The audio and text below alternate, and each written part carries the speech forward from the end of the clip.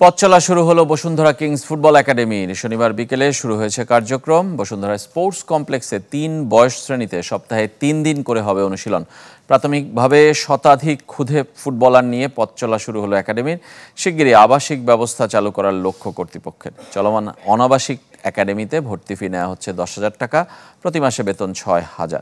Bashundhara Kings সভাপতি ইমরুল হাসান জানিয়েছেন, প্রতিভাবানদের জন্য বৃত্তির ব্যবস্থা থাকবে। আবাসিক কার্যক্রম শুরু হলে দেশব্যাপী চলবে প্রতিভা অন্বেষণ। আমি আসছি চিটাং থেকে, চিটাং ফটিকছড়ি ধর্মপুর। তো আমার আশা হচ্ছে যে বসুন্ধরা কিংস একাডেমিতে প্র্যাকটিস করার। এই একাডেমিতে বড় একটা স্বপ্ন আছে, ভালো একজন ফুটবলার হব। এই জ্ঞানজুলি একটা আবাসিক থাকতো খুব সুবিধা হইতো আর কি। অনেক দূরাতে আসার লাগে, খরচের একটা ব্যাপার আছে।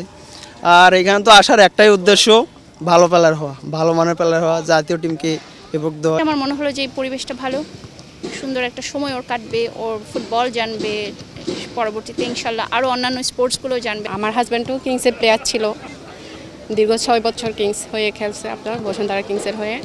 এর জন্য এটা জানি আর কি, বসুন্ধরা কিংসে ভালো খেলে, প্লেয়ারও ভালো, সবাই ভালো, কোচও ভালো, ভালোই শেখায়। আমাদের পরিকল্পনা আছে, আমরা যদি দেখি যে খুব ভালো প্রতিভাবান কিছু আছে, তাদেরকে হয়তো আমরা এমন আছে সম্পূর্ণ বিনা বেতনে বা বিনা ফিতে তাদেরকে আমরা প্রশিক্ষণের সুযোগ দেব, এবং তাদের সাথে আমরা হয়তো দীর্ঘমেয়াদী চুক্তি করে তাদেরকে দীর্ঘমেয়াদীভাবে আমরা ক্যাম্পে রেখে দেবো।